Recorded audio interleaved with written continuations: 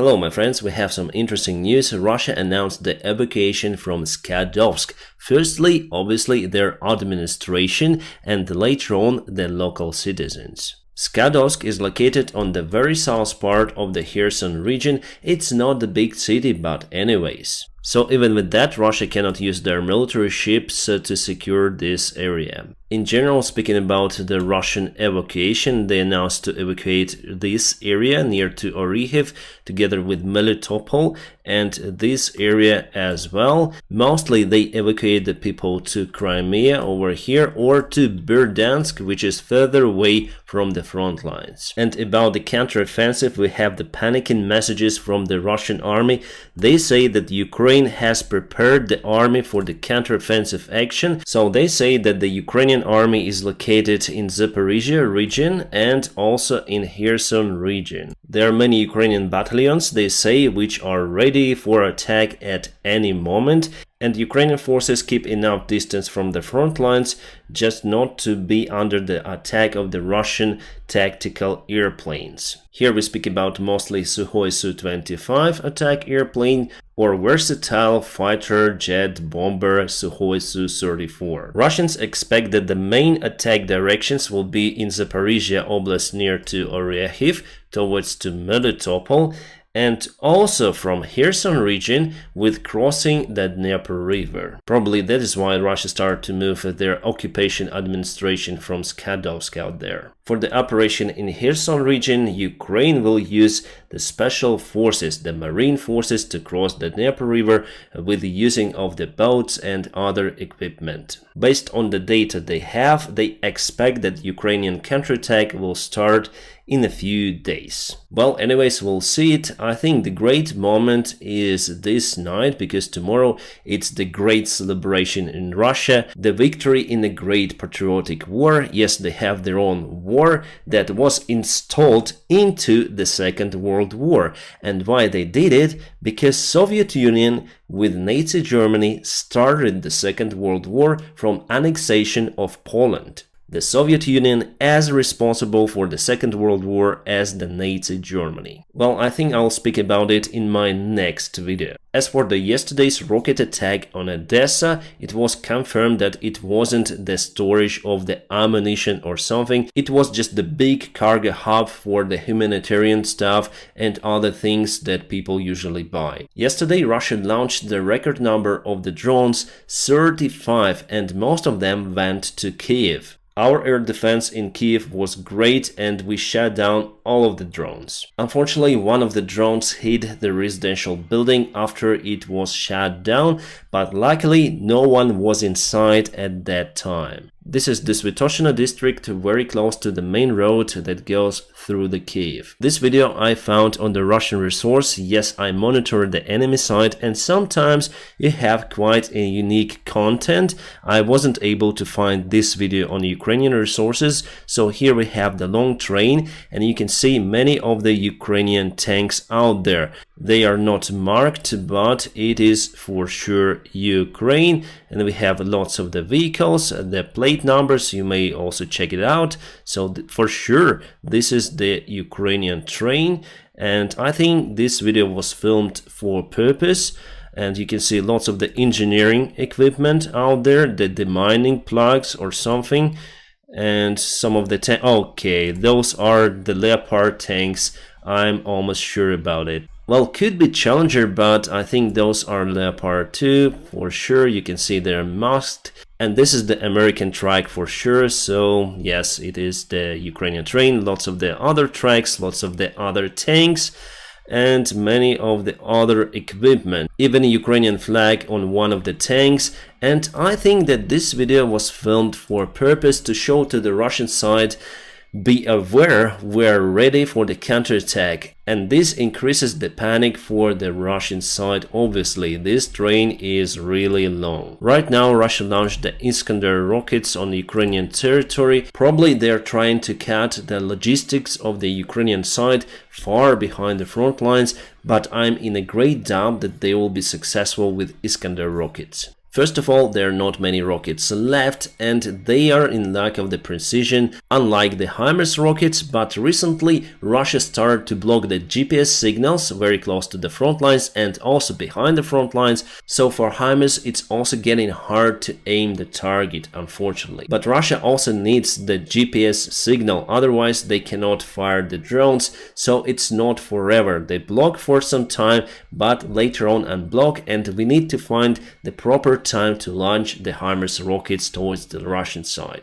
Today, the United States officials confirmed that Ukraine has shot down the hypersonic missile. Before, it was confirmed by Ukrainian officials, and now United States also proves that. So Americans are very satisfied with that result, and there was only Ukrainian crew that was operating the system. There were no any advisors from our allies. It means that the training was done fantastically in the United States or maybe in Germany. One more sign that the Ukrainian counterattack may start very soon is that we have all of the promised MiGs from Slovakia and Poland in Ukrainian Air Force. Great news, but still we have disadvantage compared to the Russian side, and the only thing for now that may compensate are the air defense systems like Patriot systems, and I'm 99% sure that we're gonna receive the F-16 fighter jets this year. Alright, more Russian publics say that Ukraine is fully on positions to start the counterattack.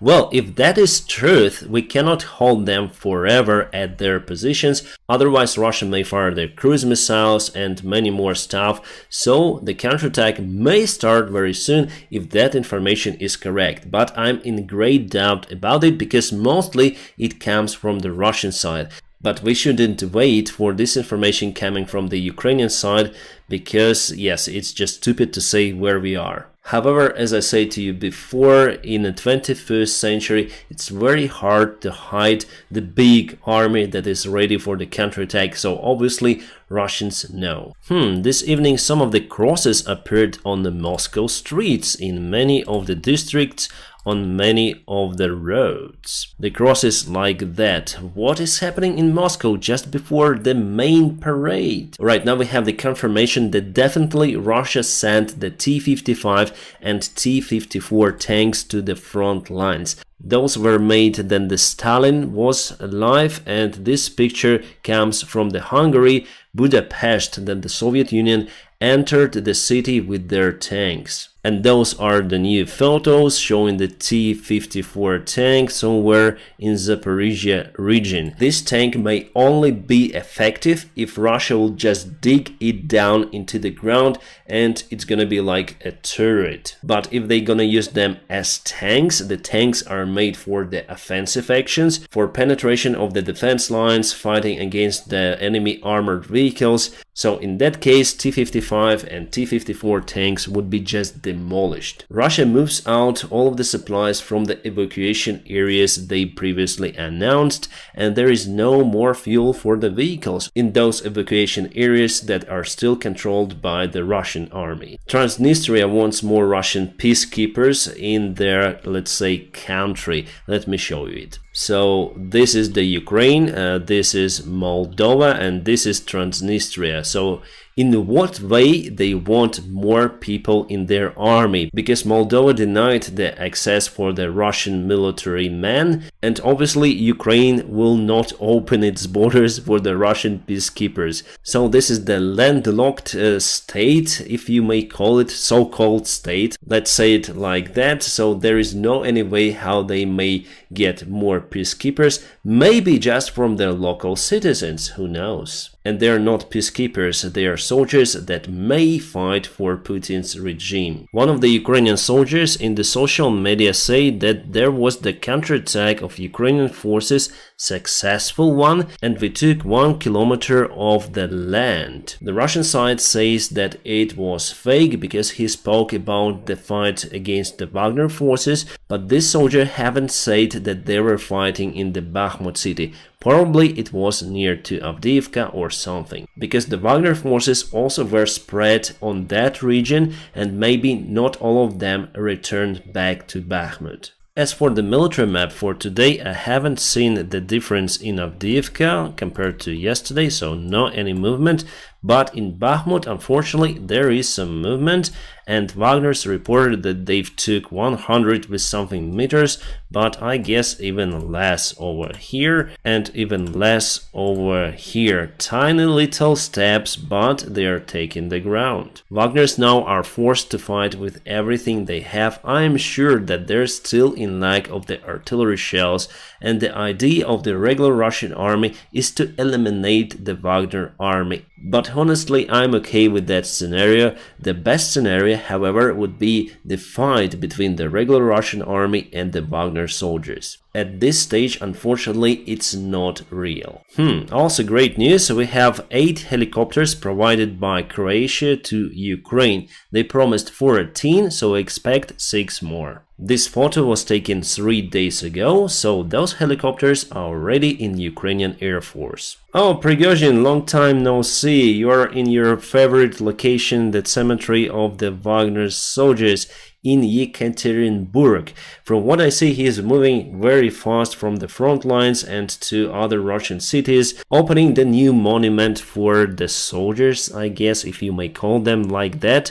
So you may see that their flag is like dark, well, everything is very dark and dedicated to the deaths out there in the Wagner army. And again, he is speaking about something. Actually, I haven't watched this video. I should listen to what he said because, well, actually it's not important because he promised to leave the Bakhmut city on 10th of May and now he is staying, so he is not the master of his own words, we call it. He may blah blah blah about everything, his words doesn't matter and do not have the weight. The best Russian T-90 tanks are now mostly in Russia and getting ready for the military parades. And this cringy video I posted on my Telegram channel today. You can see the simulation of the artillery system behind the vehicle, the van actually, with the flag of the Soviet Union.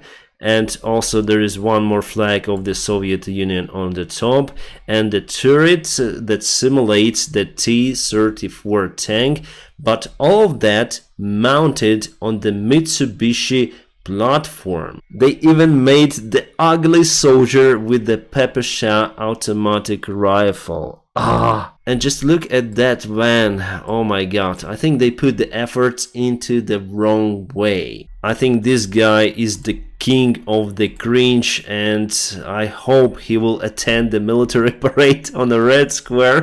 The Mitsubishi model is L300. It's a good van actually. It is very old but still runs. That says a lot about the Japanese quality, how they make vehicles. But there is nothing patriotic about Mitsubishi for Russia personally, because they were fighting also against Japan in 1945. And if you put in a search the Mitsubishi airplane Second World War, you'll find this one. And I really have no words to describe what is happening inside the mind of the person who did that stuff with his car. And there are many like that in the Russian Federation. We'll speak more about it tomorrow, I guess, with a new video. My friends, now press the like to this video, and also if you want to support my job, there are some links available in the video description just below. You may also support me on Patreon or on the sponsorship of this YouTube channel.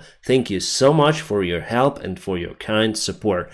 My friends, I wish you all a peaceful sky wherever you are, and have a great time.